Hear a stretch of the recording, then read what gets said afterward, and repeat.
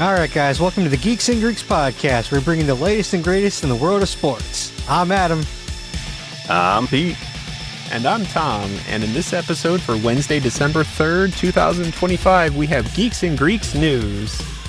We also have QB Survivor, winners and losers for week 13, our predictions for week 14, the recap of that awful pay-per-view Survivor Series War Games, and the NFL postmortem of the Cardinals, Raiders, Saints, and the Titans.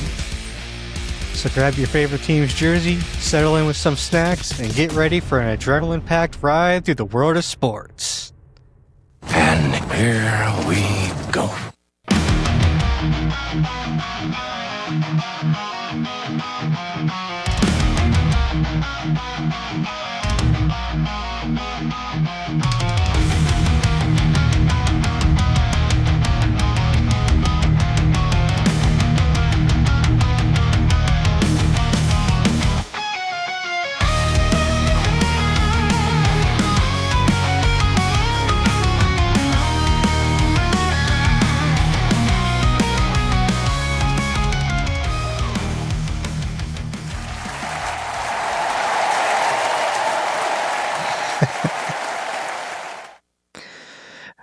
All right. We are into week 14. It feels so weird that we're in like the back half of the season.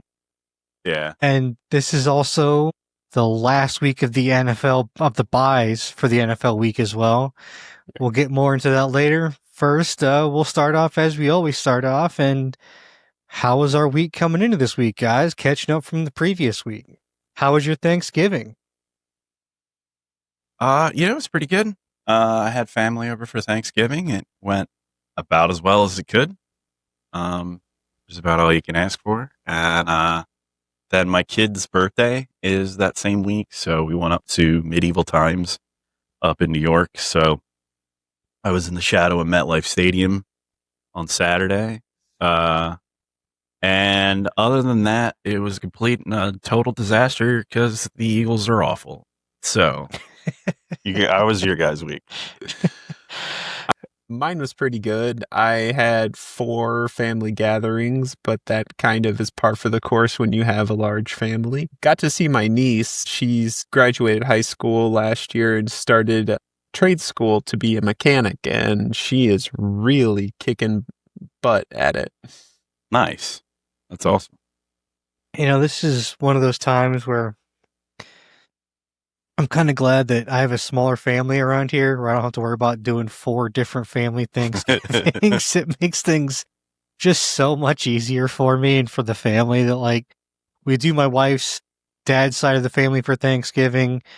And then one of my best friends, we met up with his family on Friday for their Thanksgiving. And that's all I had to worry about.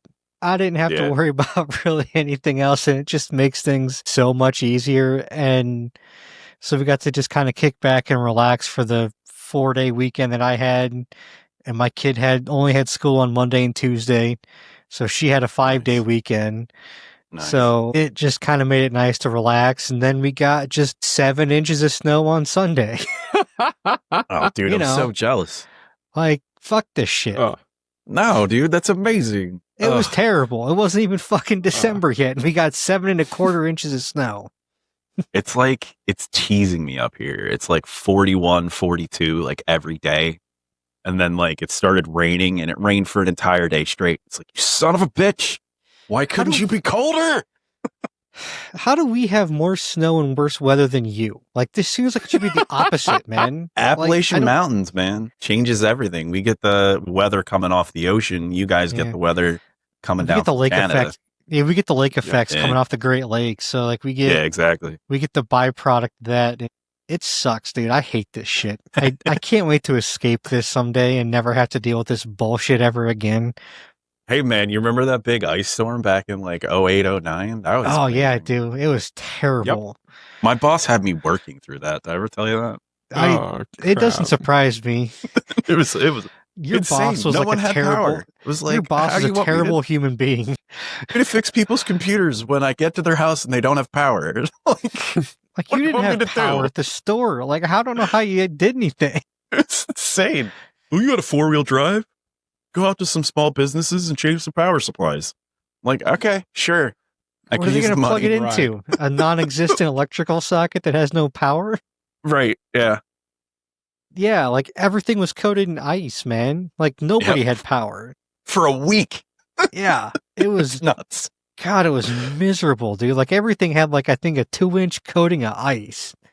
Dude, I'm so glad I stayed there long enough for that storm and then moved out like a year later, maybe. I saved myself so much suffering if I had moved faster. I remember that was the year we lived like a half a mile from where I worked, and it was faster for me to walk to work than to try and drive the half mile from my house to work. Oh, I believe it. And if I remember correctly, too, like it was probably a week after that, then it snowed. So there was snow on top of the ice. Yeah, it was great. So awful. It was miserable. And then what? Like I think one of the other worst ones we had was like in 2012 or 13. We had like a week and a half straight where the high was like -10. Oh, I remember that. Like, that's a little cold for me. It was, the high was in the negatives. And so like, I think like when it finally broke and we got a high of like 20, people were like, hey, it's t-shirt season. Like, it was, we've had some miserable winters here in the last like 10 years. And then weirdly enough, like after that, we haven't had like snow, like hardly ever. Like it would snow, then it like melts off in like 3 days and it's just like cold. That's what happens around here too. It's like it melts off the next day. Yeah. It's disappointing. And it's funny, like now, like having kids, like last year or two, we've actually had snow that sticks around. And my kid's like, this is so cool. And I'm like, yeah, this used to be like a regular occurrence when I was a kid. And she's just like, what? What do you mean? I'm like, yeah, this was winter. Like we just get snow and it would actually like stick around for like a month or two. And she's just like, it would just boggle her mind that we actually had snow. It's just not a concept for her.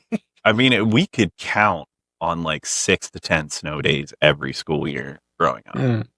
Yeah. And like my kids barely get snow days. Yeah.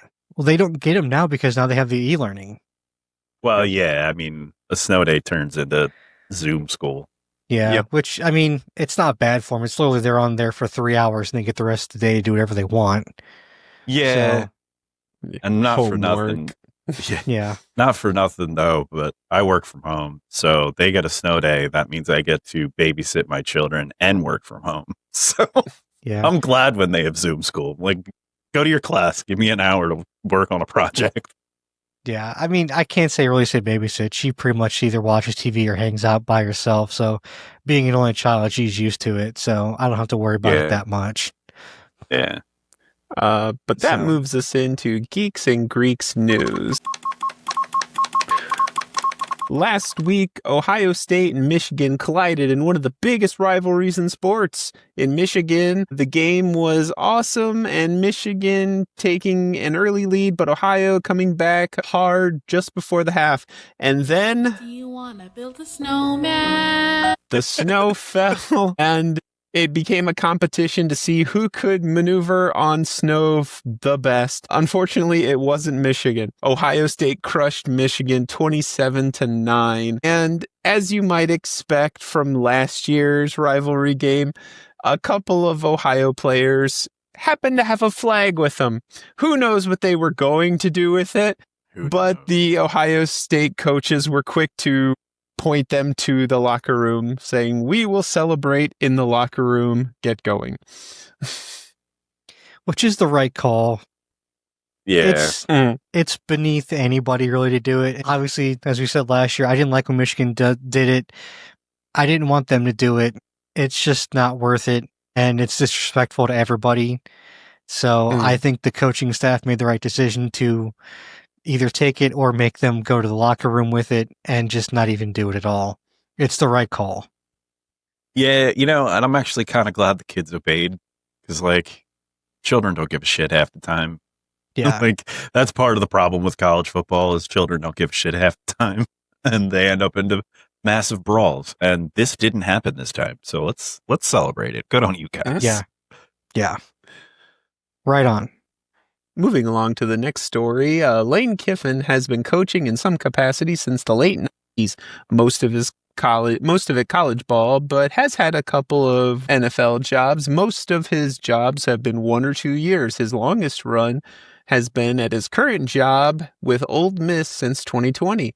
Last week, Ben Garrett, a reporter, made a comment in regard to Kiffin's commitment to the team, stating, "You can't turn a hoe into a housewife. Hoes don't act right." What? Kiffin took this as Garrett calling him a hoe and confronted the reporter about it. Fast forward to this weekend when it was announced that Lane Kiffin was quitting Ole Miss to join the rival LSU, despite Ole Miss going to the playoffs later this month. Holy shit. So I guess the lesson at the end of the day is you can't turn a hoe into a housewife. Hoes don't act right. Hoes tell everybody, even the mayor. So, it's one thing. Coaches, leave in college all the time for, supposedly better jobs. I don't think LSU's a better job than Ole Miss. LSU is literally a dumpster fire at this point. That team is not good. And that situation is dog shit. I don't know why you'd want to go to LSU. He had a better situation in Ole Miss because there's no expectations there. LSU, even if you do, well, because think about it, college is all about expectations, and LSU, even when you do win, because Brian Kelly won, but guess what? They hated him, and they're gonna hate Lane Kiffin because the dude is not a good person. He's an asshole. And people hate Lane Kiffin. They've hated him everywhere he's gone. He's not a good person. He gets people to turn on him even when he's winning. He's going to be out of there in 2 or 3 years anyway. I don't know why you'd go there. It's a terrible decision because from what I had read, he was choosing between LSU and Florida to begin with. Go to Florida. Yeah. Going to LSU was a terrible decision. Well, I mean, once they found out he was a hoe, maybe Florida didn't want him. Florida loves hoes. What are you talking about? I mean, that's fair. Florida's the hoe state. I mean, your state is shaped like a... Well, never mind. Yeah. It's just... This podcast is going off the rails, man. Oh, yeah. Right. We spent 10 minutes on the weather. Now it's all about hoes. You can't turn into a housewife. And states that are shaped like male anatomy. So moving along to the next story, where are we? Giants versus Patriots. Late in the first quarter of the Patriots game, Jaxson Dart decided to run for it on 2nd and 13, and right as he was about to hit the first down marker, Patriots linebacker Christian Ellis knocked him out of bounds. And when I say knocked him out of bounds, I'm talking he flew off the ground and landed 5 feet from where he started. This culminated in a brawl, which a lot of people were involved, but in the end, the Giants were penalized 15 yards, and Ellis was not penalized at all because, Jaxson Dart was too stupid to slide. Yeah, step out of bounds. Yeah. Have you forgotten the fact that you've already missed games for concussion this season? Why are you risking getting hit? And you know what? We talked about this last season. Patrick Mahomes taught everybody to tiptoe down the line because they're going to respect the quarterback. And guess what? They're not respecting the quarterback anymore. And if you're going to get leveled, you're going to get leveled. And honestly, that tackle was insane. Yes. That's one of those hits that, in professional wrestling, the guy getting hit has to jump first so that, it looks that badass. Jaxson Dart didn't jump first. He got launched. Yeah.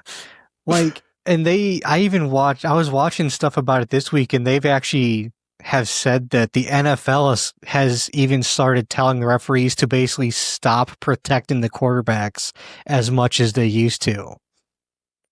Yeah. because basically the NFL is tired of people complaining about them protecting the quarterback so much. So they're yeah, and it's true. It's good. It's better for the game, honestly.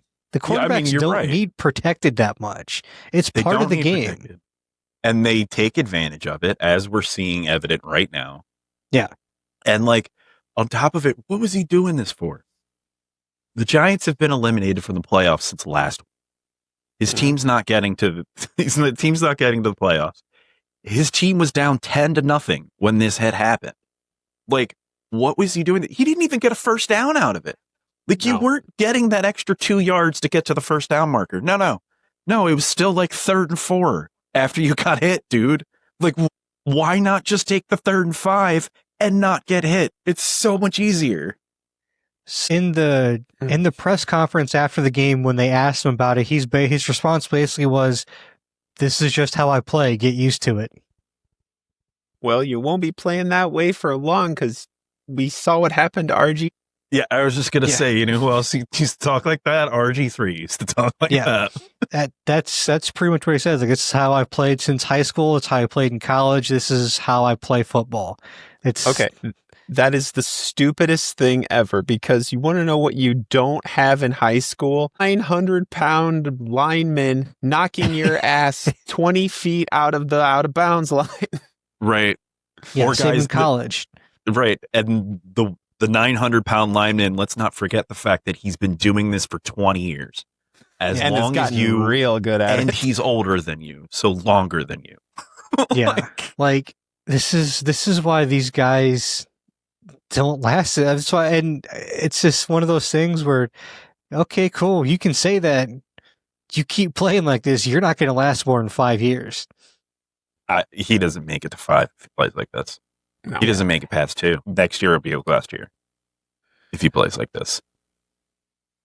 So moving along in the Giants-Patriots game, we come to the second quarter. When the Giants were down by 10, they thought they'd kick a field goal to get the game within 1 score. That is when they called out Young Wei Koo to kick the field goal for like he's done 1,000 times before. But this time was different. I believe he got inside his own head and forgot how long his own leg was. I mean, I've never actually seen the turf monster grab someone's foot in real time. It was nuts. A hand just came up and grabbed him by the ankle. It was like, nope, you're not going to kick the ball, Charlie Brown. This is the equivalent of like an old Nintendo game where you're playing and like the ground just grabs you and holds you there for a second. Right. This is the equivalent of that. Yeah. Oh my God. Do you guys remember how good Young Wei Koo was just last year? Oh, he was like one of the best. Yeah, he'd hit 19 out of 20 from 50 yards. Look, what is going on? He just all of a sudden is terrible. I think we've legitimately seen this is the Yips live in action. Yep. Oh my goodness. Yeah. That's the best way that's the only thing I could think of. This is the Yips live in action. This is what we're seeing. So I have yet to find a single announcer or analyst who's ever seen this before. Like, have you guys ever seen a kicker just completely miss and stub his toe instead of kicking a football? Like, I've never seen anything even remotely like it. Like, I mean, I've never seen a kicker do this. The closest thing I could think of, and I've never even seen this either, would be like a golfer hitting the club like a foot behind the ball. Right. I've never seen someone who gets paid to play golf do that. Yeah, like I haven't either, but like it'd be like the same kind of thing. Right. Like I've never seen that either, but it'd be the closest thing I could think of as an analogy, and I've never seen it either. I don't know what happened. I mean, he's trying to say it's because the dude lost the hold on the ball, but you don't miss that bad and stub your foot that bad because the dude loses. I don't know. I can't explain it. I just... Did he like place the ball a foot away from where he was supposed to? No, he had it in the right spot. He started to lose it and the ball started to like fall forward and he had to re-grab it and put it back. But that doesn't cause you to hit the turf a foot before the ball. Right. And the thing is like your other foot is on the ground and your legs are the same length. How do you do this? I don't know, man. Get it. He may have to go to the USFL or the XFL or something and earn his way back to a roster spot, man. I don't know. I mean, I don't know. I think at this point his career's done. He's washed out of 3 teams in one season. Is this and 3? Now he's stubbed his toe on a kick.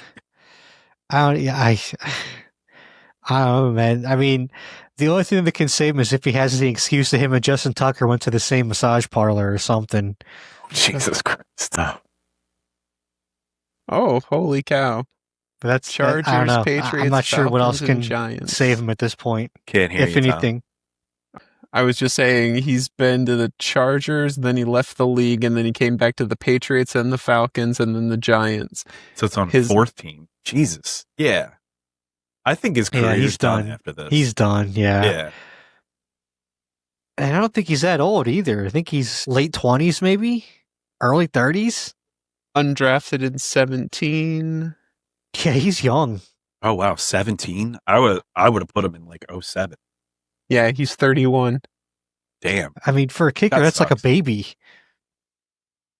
I wonder if he's got like an injury that we're unaware of, or like maybe he somehow picked up a concussion that he's unaware of and it's super affecting him. Maybe he has long COVID or something. I don't know. It is bizarre what happened to him. It's straight up the yips. As soon as he gets his head screwed on right, he'll be kicking fine. That's the problem, though. With the yips, you can almost never recover from it. That's the problem with it. You can't. It's rare, though. It's so rare. But that moves us into the next section of the podcast, a word from our sponsor. Hey guys, what's up? Before we continue our show, I want to talk to you about our new sponsor, W. You ever feel like you need that extra oomph to power through those late night study sessions, clutch those game wins, or finish that epic video edit?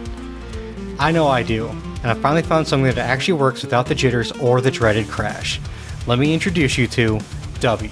That's right guys, we're partnering with W and we're seriously hyped. W is our new go-to energy drink and it is a total game changer.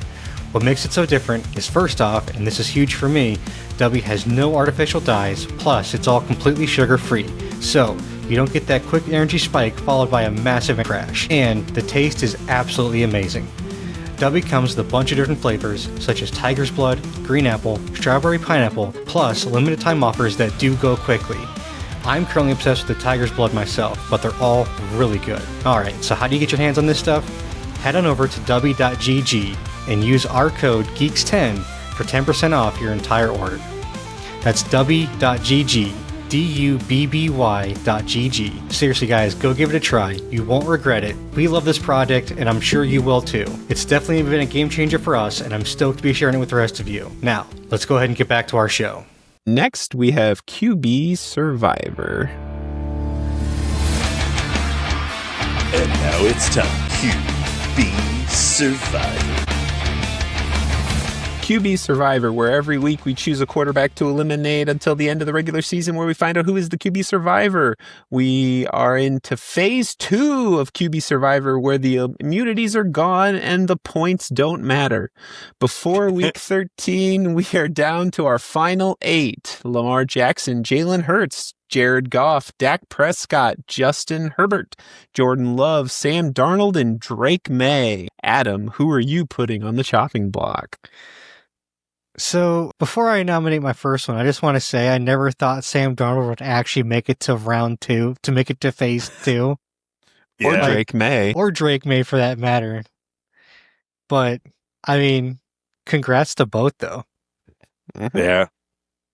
So, my nomination is Sam Darnold, speaking of. Yo. He just... I don't know what happened, man, but this was just a terrible week, man. 128 yards with no interceptions or touchdowns, but 4 sacks and an 18 QBR, like 18. I think he's questionable for this week, so he's nursing an injury too.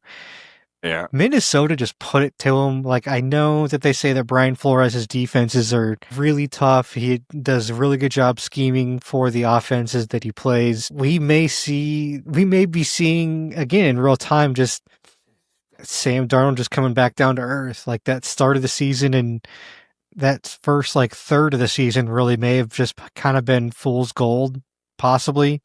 And we may be seeing him kind of coming back down to earth. I don't know. But the last couple weeks have not been good at all. And he's finally hit that buzzsaw where I think it's just time to go. So. All right. Pete, who are you nominating for the chopping block? Well, I mean, I just got to say, speaking of being surprised that Sam Darnold made it to phase 2, why is Lamar Jackson still on QB Island? I mean, he really should have been eliminated a long time ago. And I think it's time we eliminate him. He had no touchdowns. He had 3 turnovers this week. He got sacked 3 times, and yeah, he lost. So I think he had the worst game out of all the quarterbacks this week. And yeah, Lamar Jackson is my pick. Oh, crap. All right. I just want to preface my choice by saying I am so sorry. Jalen Hurts, you lost to the Bears. 1 interception, 1 fumble, and a QBR, a hair above Sam Darnold, who was the bottom of the barrel. You were at 19.3. This is not a good look, man. You are the returning Super Bowl champion. Fucking act like it. Yeah, you're not wrong about any of that. Adam, who are you voting for to off the island and you can vote for Sam Darnold, Jalen Hurts, or Lamar Jackson?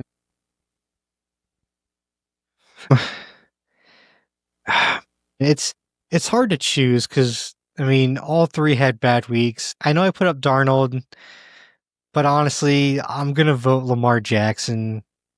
He had probably the worst of the 3.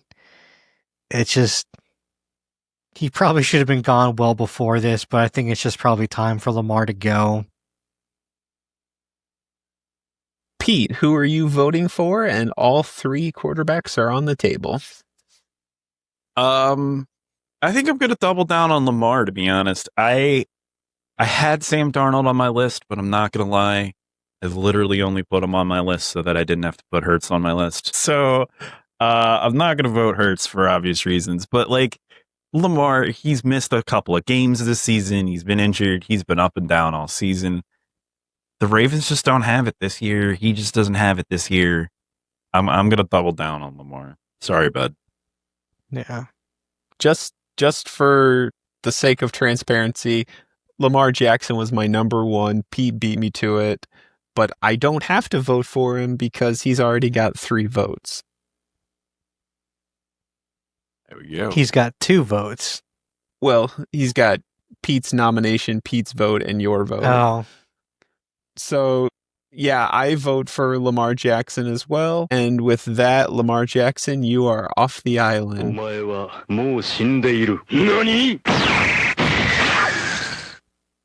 Is that Samurai Jack? I gotta show you more anime.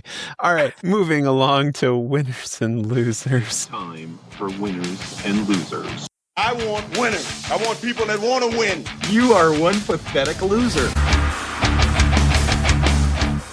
Winners and losers, where we here at the Geeks and Greeks podcast predict a team to win and a team to lose. We can only choose a team once each year, and at the end of the year, whoever has most points wins. This year, we're turning up the difficulty by adding the rule that both the winner and the loser must be from the same division, and as always, the winner and loser must be from 2 different games. Last week, Adam took the AFC West with the Broncos to win over the Commanders. Holy cow, 27-26 in overtime. What the heck? Yeah, just barely. This game was tied, but my favorite part of the game was when Traylon Burks making an incredible one-handed catch in the end zone. They were comparing it to the Odell Beckham Jr. catch, but Odell Beckham Jr. catch is way better. I don't care what anyone says. Yeah, I still think that's catch of the year, though. Oh, yeah. I won't argue that. And then Adam took the Raiders to lose to the Chargers. Sure did, 31-14. Moving on to Pete, taking the NFC North with the Lions to win over the Packers. Unfortunately, the Packers take this one 31-24. Dude, what the hell, man? Why do the Lions never win on Thanksgiving? I should have known that. Like, so mad. Then Pete took the Vikings to lose to the Seahawks. Oh, just by a little bit. 26-0. Just a bit. They might have covered the spread. Maybe. Maybe. Just maybe. I haven't checked Vegas what the odds were at kickoffs.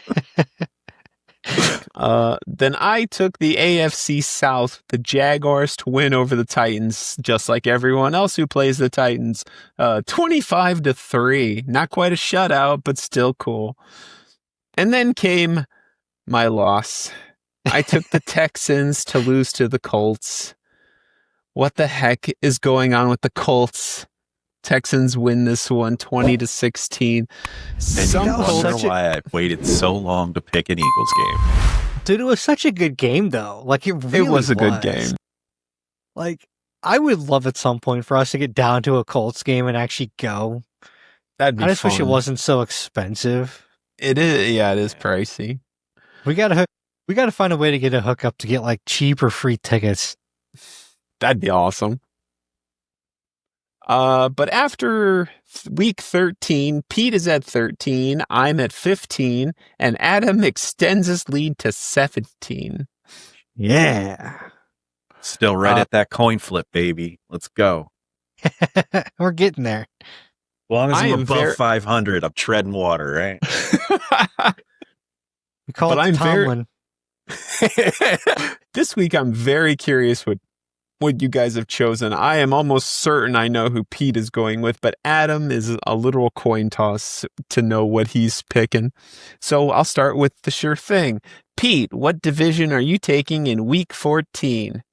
Well, I'm going to go ahead and assume that you think it's obvious because I have 4 teams left in the NFC South, and that is the team that division I will be picking. Yep. It's fortuitous because we have Falcons coming up against the Seahawks, and despite playing at home, the Falcons are 7-point dog, so I will be taking them to lose the game against the Seattle Seahawks. Meanwhile, we've got the easiest pick of the week. Tampa Bay over the Saints. I almost want to even say, go ahead and take them points. Like 8.5 is a lot, but Tampa's going to crush the Saints. So, oh yeah, I'm getting over 500 this week, boys. That's what's happening. 100%. I'm gonna laugh Now, if Atlanta Adam beats the Seahawks. All right, I need something I'm in life. curious. Yeah, right. I'm actually kind of curious. I want to see if Nostradamus can figure out where I'm going with my picks this week. Okay.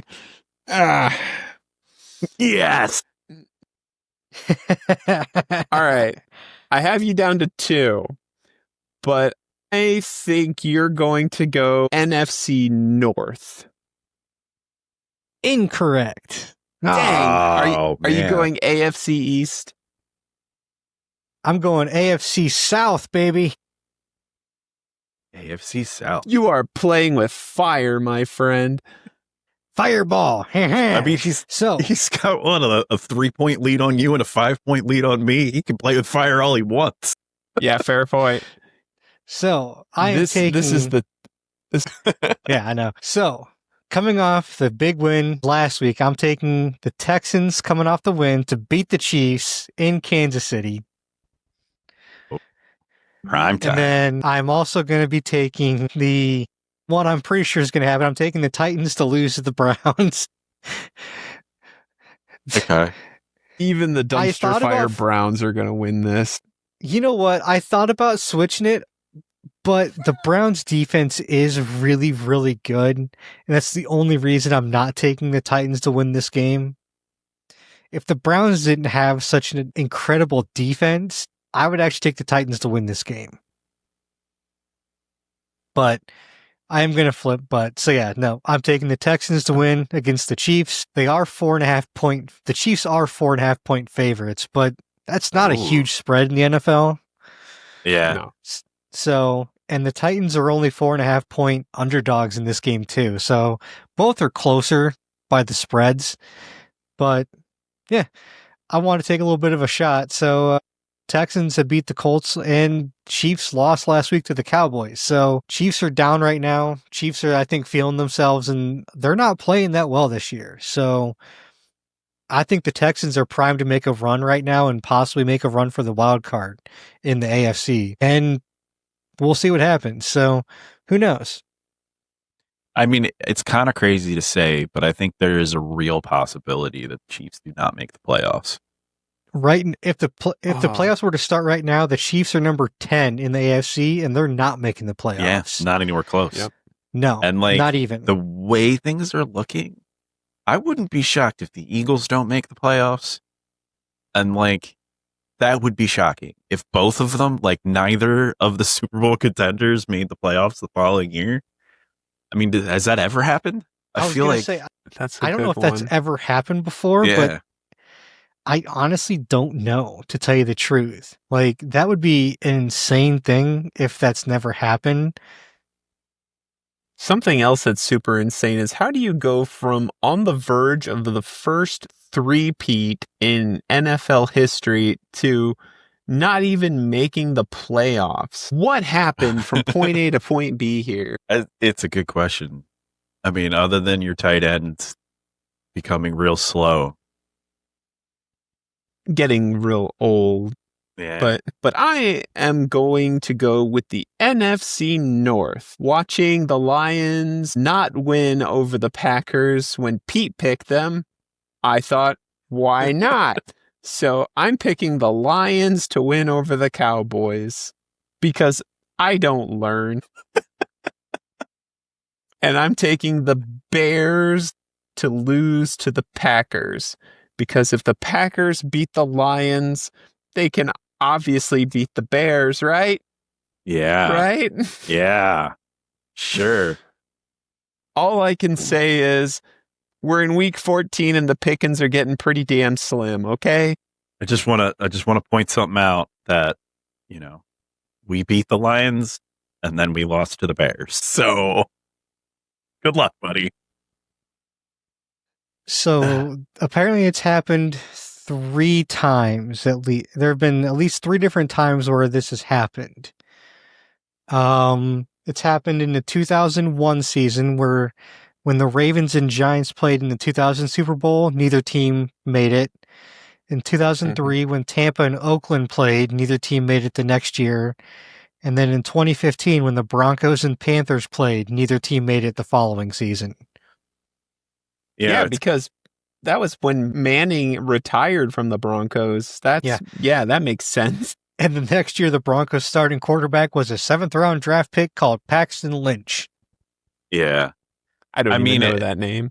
All of those teams, though, like, sure, they've been in the playoff picture. They've obviously played in Super Bowls, but they're not powerhouse teams. Like, I mean, Tampa had that defense. That 2002 Tampa defense was one of the best defenses in league history.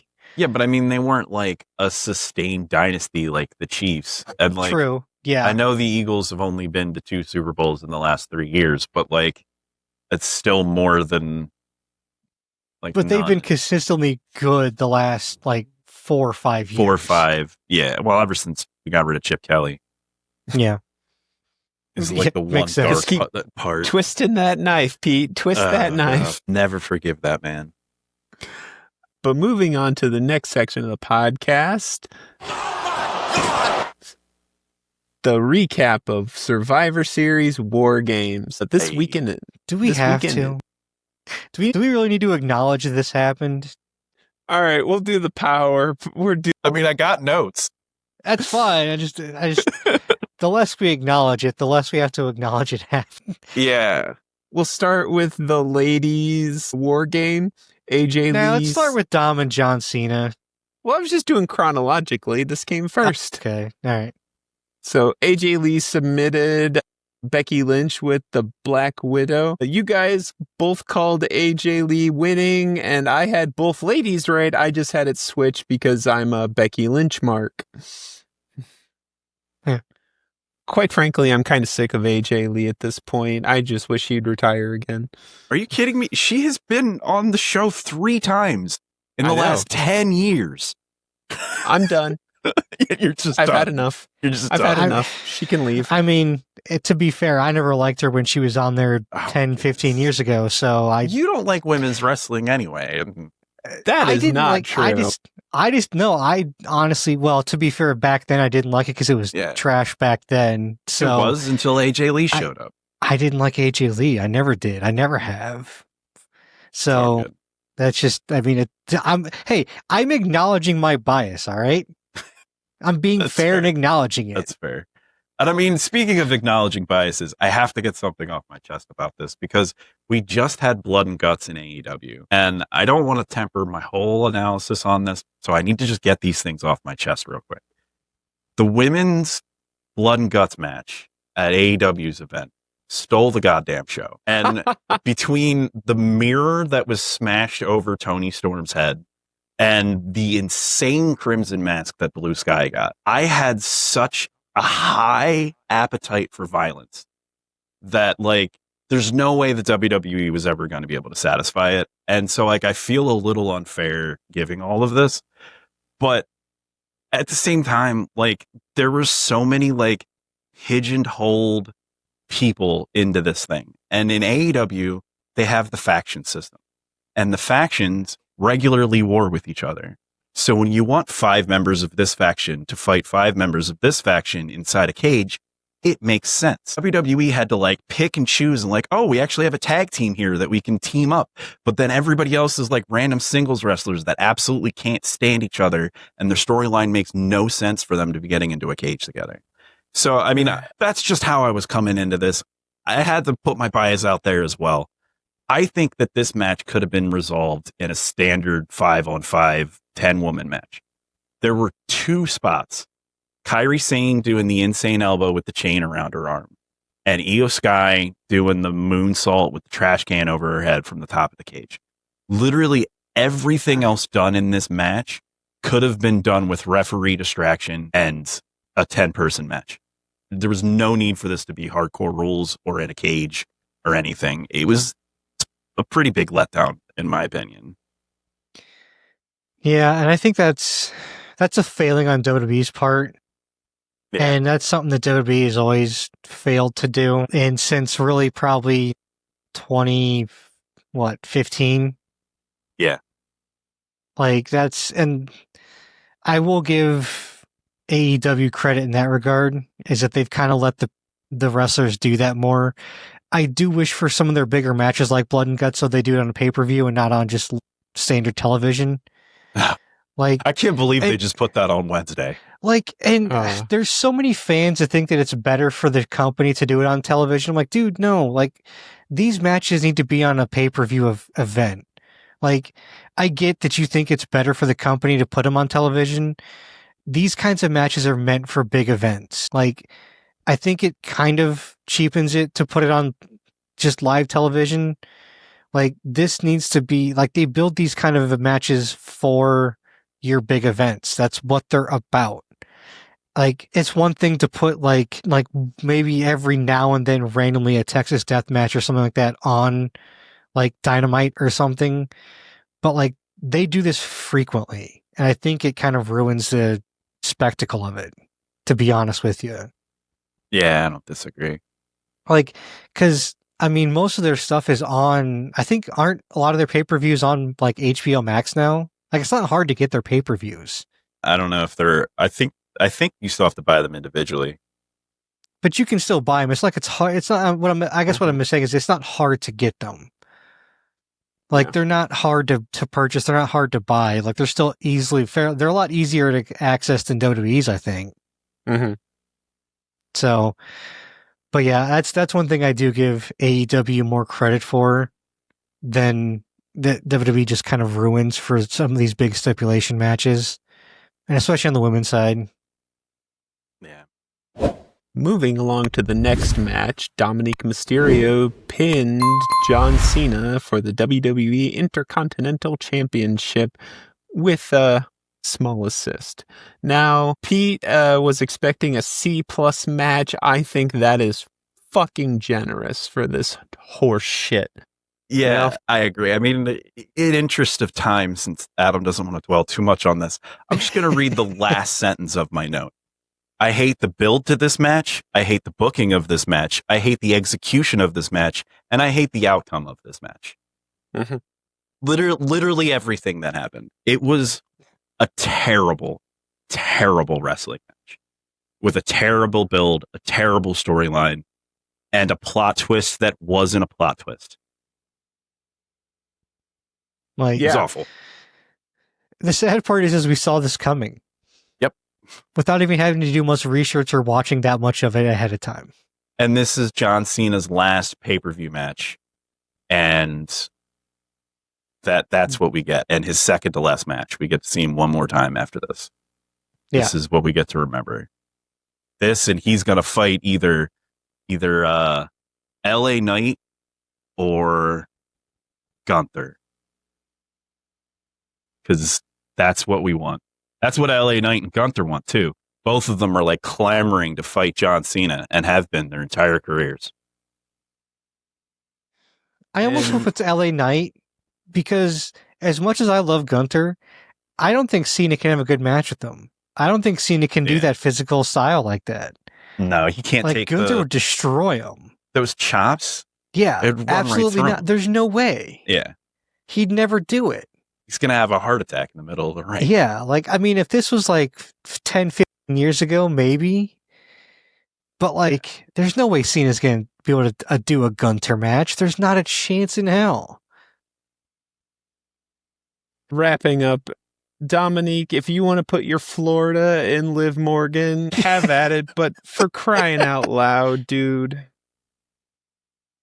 Anyways, moving on to the next match, Stephanie versus Nikki Bella, retaining the WWE Women's World title. You guys both called Stephanie retaining. This match was weak. Stephanie needed a much better opponent. This just sucked. Yeah, I mean, I think it was probably Nikki Bella's best match ever. But I can't remember many big Nikki Bella matches because she was terrible. And I feel about Nikki Bella the way Adam feels about AJ Lee. I hope she's never on my television again. I'm done with her. I don't ever want to see her. She can go back to reality television. She was much more successful there anyway. Have a nice little life. Your boyfriend's done retiring. Goodbye with you. I don't even want to see her on reality television. I don't want to see her on my television, period, ever. Well, yeah, but I don't watch reality television, so I don't have that problem. I don't even want to see her on television at all. I just don't want to see Nikki Bella ever again, period. She's a terrible, terrible. I don't want to see her ever. Why can't you be more like your sister Brie? We haven't heard from her since the Eagles were in the Super Bowl. All right, right. Just go away. Just go away unless the Eagles are playing. Unless I find her on the corn, I don't want to see you on my television. Go away. Moving on to the last match of the evening, the men's war game. Adam got Braun Breaker half right, and I got the CM Punk half right, but I called outside interference, and if it turns out that masked man was Gunther, I am taking full credit for this win. There's no chance in hell that was Gunther. It was not big enough to be Gunther. He moved way too agile to be Gunther. He's absolutely not. So I called the outside interference. I called it. Yeah. All the dirt sheets are saying that it's Austin Theory. Yeah. And some people are trying to see it. Some people are trying to call it was Jericho. I'm like, dude, there's absolutely no way that was Jericho. No, Jericho can't He's not that fast. He's too small to be Jericho. That pudge and that muffin top would have been sticking out way further if it was Jericho. He also would have had a vest over top of his hoodie for some stupid reason. I want it to be Trick Williams. I really do. I think it would be a good spot for him. It's a good time to have him a call up. Have Trick Williams be part of the vision. That would be fantastic. Is Trick still in TNA right now? I mean, he just lost his championships and his Did rematches. he just lose it? Okay. Yeah, like it's the perfect time to call him up. And like the championship he lost was the TNA championship. He didn't even lose the NXT championship. I knew he was the TNA champion. You know, he was the TNA champion. Yeah, he was. He just lost it. Okay. And like, I really hope it's Trick Williams. And I was looking at it. I think the guy's too short to be Austin Theory. Or too tall to be Austin Theory. It might be the hoodie because it's got the point on the top because he's got it pulled down over his face. So maybe it's screwing up how tall he is, but he looks too tall to be Austin Theory, I think. And Trick Williams is 6'4", Austin Theory's 6'1". Trick would be Williams. A ton of fun. He would, and Austin Theory would be lame. And the same thing as always, which is why it's going to be Austin Theory, because it's always the lame option with the WWE. Like every time. We have had 2 ESPN pay-per-views now, and both of them have been duds, I'm just going to say. All right, well, for those of you still with us, we had some technical difficulties there. And to just kind of put a button on the whole Survivor Series story, this was our second ESPN PLE, and this was our second dud out of ESPN PLEs. And I don't think the Paul Levesque era is looking so great these days. And yeah, that's about it for Survivor Series. Huh. PLE. Paul Levesque era. I didn't even think about that. Moving along to the next segment of the podcast, the NFL Post-Mortem. This is the segment where we reflect on teams that have been mathematically eliminated from the playoffs. Last week we talked about the Giants, but this week we're talking about the Cardinals, sitting at 3-9, have won over the Saints and the Panthers in week 1 and 2, and with the exception of the Cowboys in week 9, have coming off the bye, have not won at all. The Cardinals focused on the defense this year, taking defensive lineman Walter Nolan III in the first round and cornerback Will Johnson in the second. Our hopes were high with the Cardinals, with Adam and I seeing them making it to the bubble just before it popped, while Pete saw them actually making a wild card spot. What do you guys think about the Cardinals? This was surprising to me. I'm still expecting the Cardinals to be good for some reason. Like every week I look at it, I'm like, damn, Cardinals lost again? Like, it's nuts. I honestly think it's time for Arizona to move on from Kyler Murray. Yeah. I think he's holding this team back. I mean, like, something. I don't think he's gotten better since year 2. Maybe year 3. Like, there's been no progress in him whatsoever. Like, he's been the same guy for at least 2 years now. And if you're not getting better, you're just getting worse. And you're paying him all that money, and you've got nothing to show for it. Yeah. Like, I mean, they've got a decent running back in James Conner. You've got a good tight end now in Trey McBride. You've got Marvin Harrison Jr. And this year, when they were playing together, they looked like they were completely out of sync with one another. Like, just weren't on the same page at all. And it looked terrible. And it didn't look like the team even started to kind of come together until Jacoby Brissett showed up. And that's not a good thing.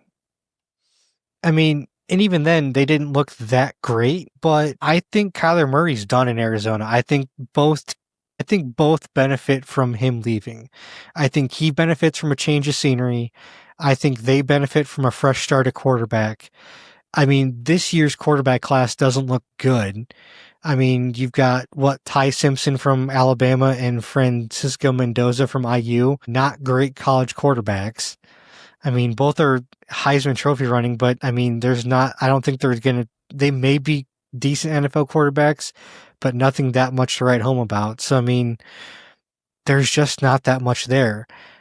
I think if you're Arizona, I'd say try to see what you can work out a trade with like Pittsburgh and trade him there and try to get some draft capital out of him, because Pittsburgh desperately needs to move on from old man Rodgers, because there's nothing else out there in free agency.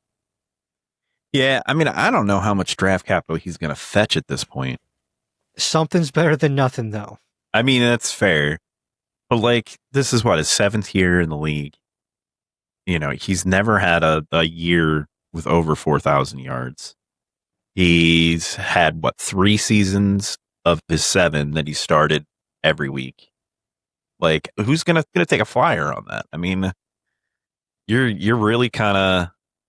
I mean, I guess if you're not going to give up too much for him, maybe. But I just don't see him being anyone's win now plan. Because who's he gonna? When's he gonna win? You know what I mean? I mean, I guess the way I see it, if you're Pittsburgh, what's your other option? Draft somebody. I mean, you drafted Will Howard last year. You could rock with him if you feel like he's ready. But, like, other than that, you're going to bring back another year of Aaron Rodgers? I mean, I think that Pittsburgh needs to move on from Tomlin. And if they move on from Tomlin, the new guy's not going to want Kyler Murray, I don't think. Like, he's not going to want a has-been. He's not even really a has-been. You can't even count him as a has-been. He's a never was. Yeah, exactly. So I only just thing don't know. he's Maybe going to do is get another coach fired. So I think it's time for Kyler Murray to find a new landing spot. Honestly, it may not be bad for him to go to Minnesota. Let J.J. McCarthy sit for a year or two. Because from what I saw, he desperately needs to sit for a little while longer. Because he's not ready to play in the NFL. I mean, sometimes he is. Sometimes he looks like amazing. I don't know what it is about J.J. McCarthy. I mean, sometimes Carson Wentz looks good too. What's your point? Oh, that's fair. That's fair. Moving on to the next team. The Raiders, currently sitting at 2-10, have won over the 10-2 Patriots in Week 1 and the 1-11 Titans in Week 6. Big acquisitions for the Raiders was Ashton Genty in the first round and Jack Beck in the second. Our hopes were high with the Raiders, with Adam seeing them making it to the bubble before it popped, while I saw them actually making it to a wild card spot. Guess I was wrong. Yeah, so was I. They also got Geno Smith this offseason too, and honestly, we know what the problem in this team was. It was Chip Kelly. Yeah. That's where it starts and ends. That's where it truly starts and ends. Because they weren't that terrible last year. They were not this incompetent last year. They were a decent team. I mean, not decent. They were still bad last year because they still obviously had like the 4th or 5th pick, but their offense didn't look this incompetent. I mean, they also didn't have Pete Carroll last year, right? No, they didn't have Pete Carroll. This is Pete Carroll's first year. They didn't have Geno Smith last year. They rotated between Gardner Minshew and Aiden O'Connell as their quarterbacks. Yeah. Last year, Geno Smith put up 3,700 yards and had a really good year. So that's why we thought them coming in with, Geno Smith, who was a really good quarterback last year, Pete Carroll, who was a good coach last year, who was with Geno Smith. We thought they'd be bringing in a new system that everyone liked and wanted. We thought they're going to be good. Yeah, I mean, I only point that out because you say it starts and stops with Chip Kelly. I don't think it stops with Chip Kelly. It starts with Chip Kelly for sure. But I don't think that's the only reason they were bad this year. I mean, I think we saw some regression in the team, sure, but I think Pete Carroll might be done.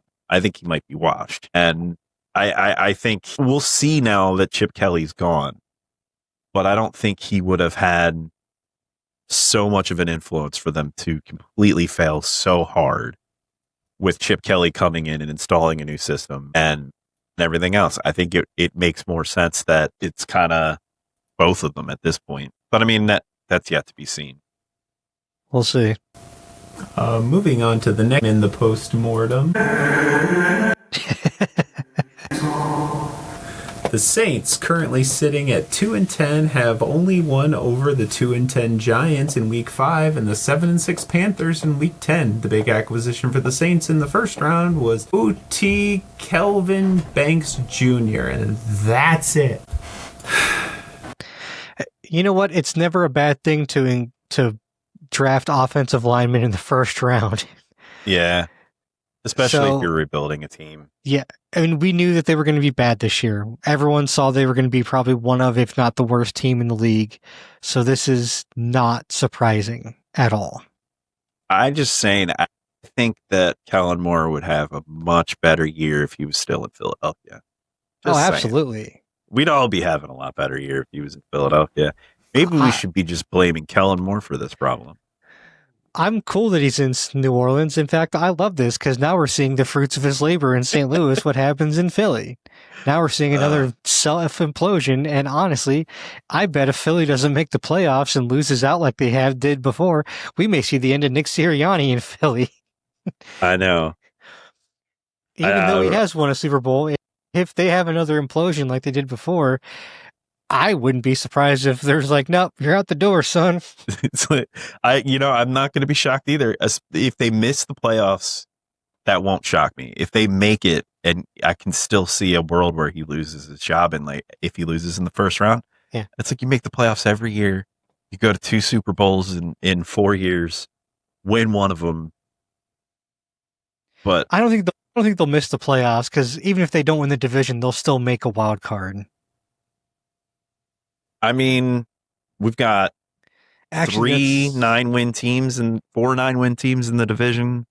3 of those are in one, all in the NFC West.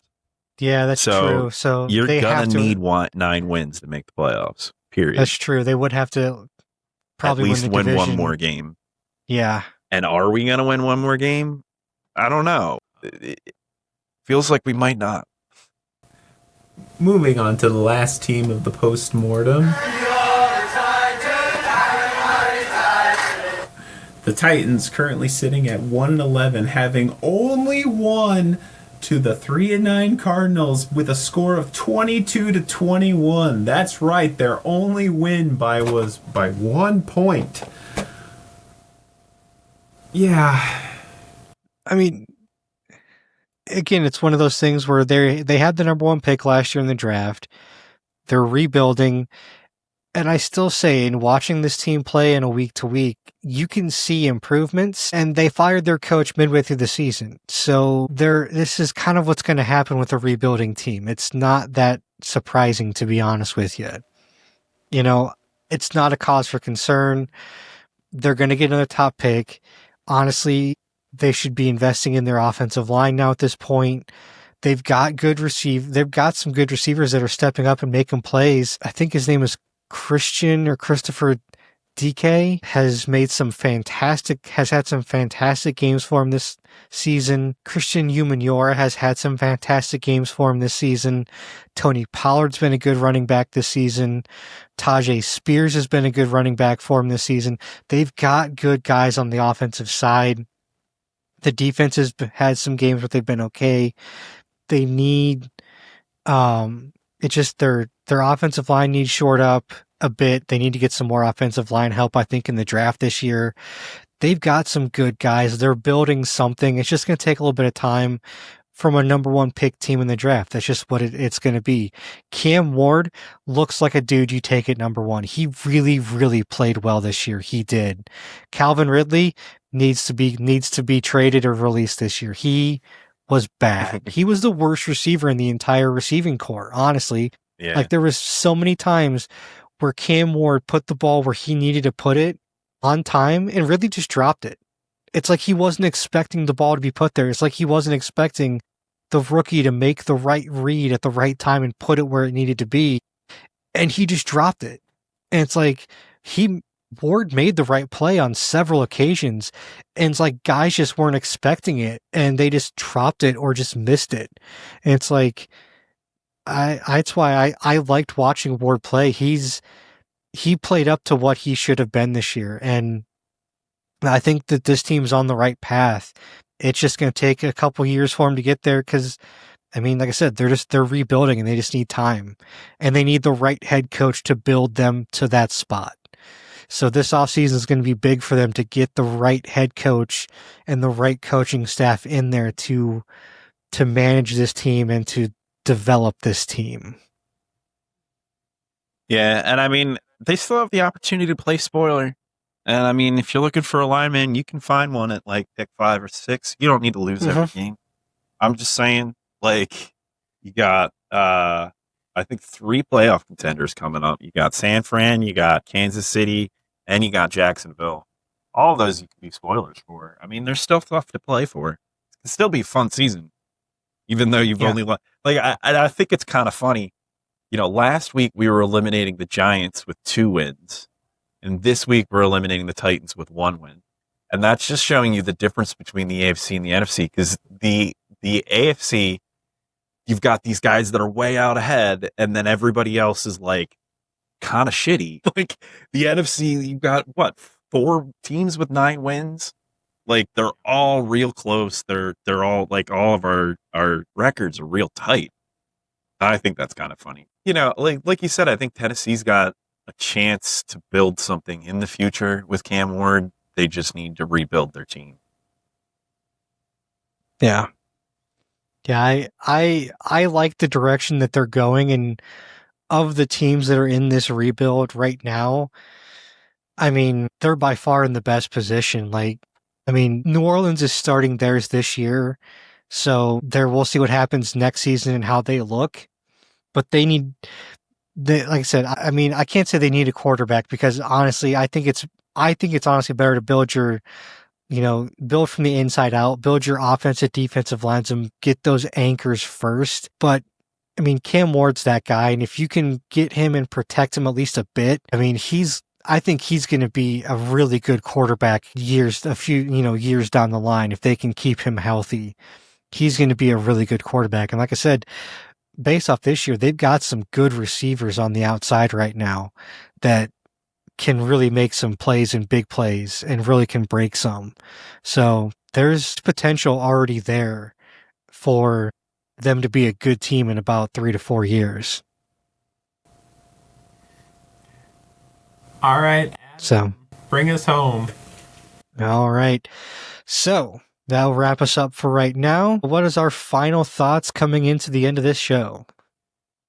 Yeah, so we talked about a lot about wrestling, but we talked about bad wrestling.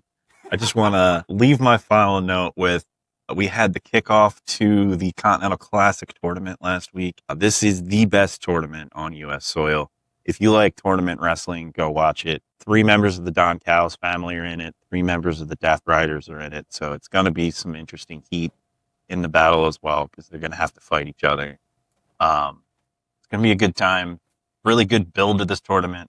And if you were as disappointed with the last time is now tournament as I was, this will be a good palate cleanser for you. Although it is long as shit, and I'm sorry about that. There's literally 55 matches in the tournament. So lots of wrestling to watch. In the world of college football, today is the start of early signing for those of you who don't know. Starting today and running through Friday the 5th is a 72-hour marathon where colleges will lock down top recruits for them to enroll next spring. Early signing is usually dedicated to the must-have college recruits, so this is going to be an interesting couple of days. We've already had some serious high school players sign with some serious colleges in day 1. Oh, nice. All right, and moving into the world of basketball, we have the Oklahoma City Thunder picking up where they left off last year, right now leading the entire NBA with a record of 21-1. Jesus. 21-1. Wait, isn't that Undertaker's record at WrestleMania? Yeah. No, I'm pretty sure he lost 2, because I think he lost to Roman. Reigns at some point. Yeah, you lost to Roman too. Oh, no, and then you lost to AJ Styles, so I guess he's 21-3. Yeah. Yeah. So, yeah, Oklahoma City is kind of running through the NBA at this point with the best record in the league, with the second best team being the Detroit Pistons. Detroit basketball is back, baby. It's 17-4. So I got to ask you, who's the one team that beat the Thunder? Well, nobody beat the Thunder. They won the championship last year. No, you said they were 21-1. The Pacers, I don't know who beat them. I can look it up for you. Who's the one behind the 21-1? That would be the Portland Trailblazers. They beat them 120. By They need to They need to get Paul Heyman doing their promos. We are the one behind the 21-1. But yeah, and then we have Detroit basketball, which is back at 17-4, which is leading the Eastern Conference. Which I want to remind some people that just 2 short years ago, this is the same team that went on a 27-game losing streak, setting the NBA record for the most consecutive losses.